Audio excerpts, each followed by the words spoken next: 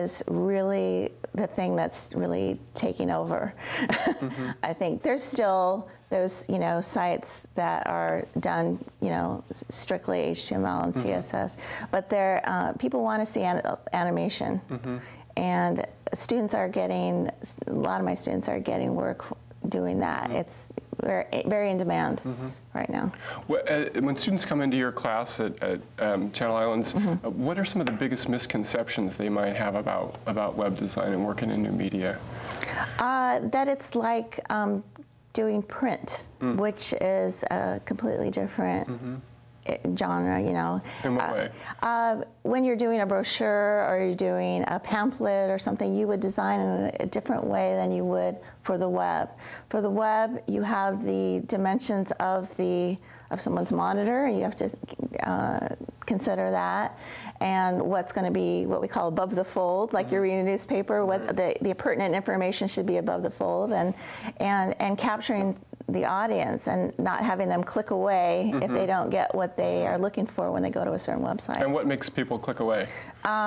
If they don't get the information they want right away, maybe you bury it so deep in the pages that it takes too long to find it. So, and a good navigation to click on something, and it takes you where you want to go, and back and forth. Okay. Yeah. And what do students bring to your class that you're really happy that they have? What sort of knowledge do they? Well, over the years, it's nice to see, their ideas. I mean, they're young, and they're, they have different influences that they see and that they're thinking about. So they bring that freshness to the web that I love to see every year. I see something new and exciting coming out.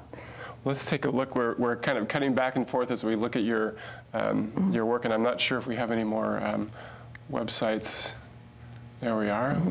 What is this one here? Oh, this is for a client who he had different domain names: Ion Channels, Ion Sports, a whole bunch of different things. Yeah, that was one that was in development.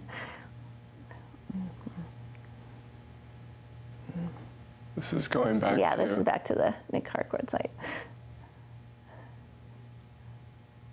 Maybe we can click on this one and see if... There we go. There we go, yeah. Just a simple animation. A lot of clients don't want too much animation. They just want, to be able to Yeah, and that was one work. of the things I wanted to ask you. At what point do you have so many bells and whistles that you begin to lose sight of what you're trying to convey? Yeah, sometimes you do, because it depends on, like if you're doing your own personal site and you want to have all those bells and whistles and animation and all that, go for it. But sometimes a corporate client will not want all that animation. Although, lately I've been looking at, NBC's site and site for the Olympics, and you see them using Flash in different areas. Lots of stuff, yeah. And video. I mean, with Flash now you can incorporate video very easily. So you see that. I look at the New York Times website every day, and now I'm counting on having a little video clip to go along. And it's interesting as it's often produced as a video clip rather than just as a one-off thing from the story itself.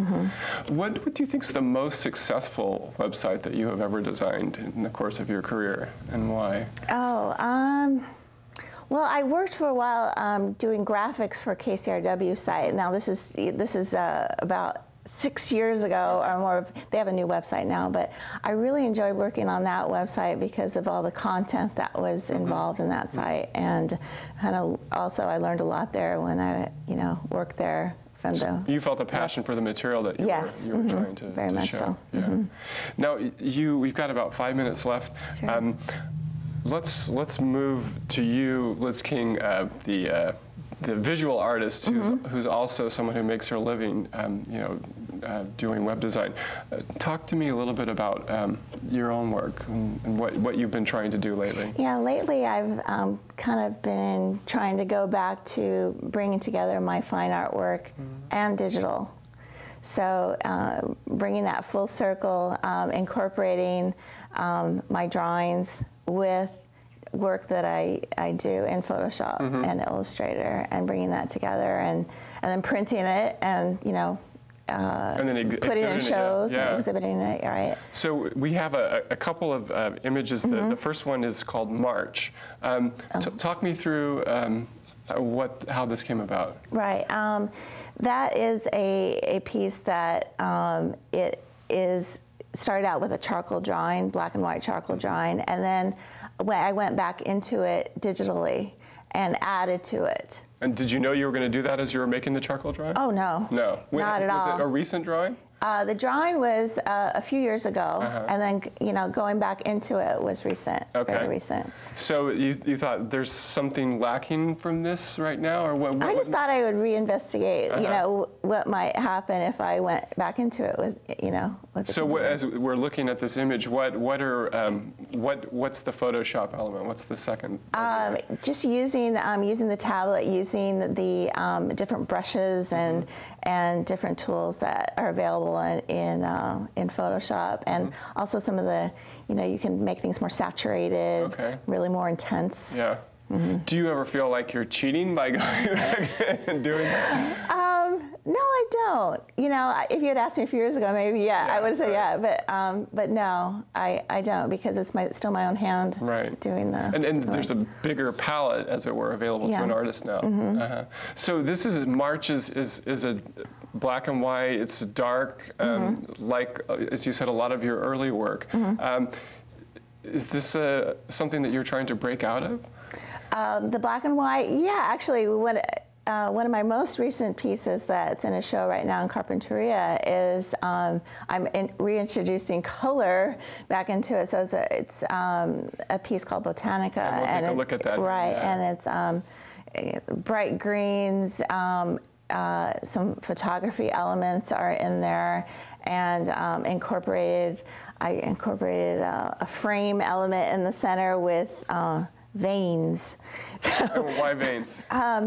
I was working on this piece. I was actually at a writing retreat with the university, and I was working, and I was like, what do I put in the center there? I needed something there in the center, and I actually, one of my colleagues, she's a nursing professor, walked by, and she saw all the other kind of branches. I had a whole bunch of branches in there. She says, oh, those look like veins, and it hit me, and I started to look for imagery that was related to that, and I found the perfect image, incorporated in. It was just what I wanted. Yeah. So, and what are you working on right now? What are your other works, new pieces that you've got going? I have similar pieces to that. I have one that it's kind of it looks like an octopus with snakes.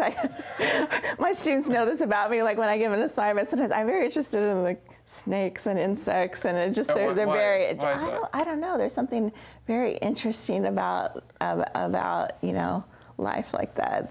The legs, the arms, just kind of a little terrifying a little bit. But and you're also been involved with Santa Barbara Printmakers too. Yes, yes, talk I'm in about that experience. Oh, it's a great group. I often show prints with them. They just had a show in Ojai. That was the summer, and they're going to have a show coming up in the fall. And it's just a dynamic group of printmakers. So. When you have a piece that you know is going to go in a show with them, what are you thinking? Is there a specific type of piece that you're looking for? Just something recent? Yeah, something recent. So yeah, anything that I feel like I want to, they have a juried show, so that I want to put in there and see if it'll get considered. Yeah. Well, it's great to see this big range of your work, Liz. Thanks so much for being on the show. Thank you so much. It's been a pleasure. The Creative Community is produced by Santa Barbara City College in association with the Santa Barbara Channels. I'm David Starkey, and we'll see you next time.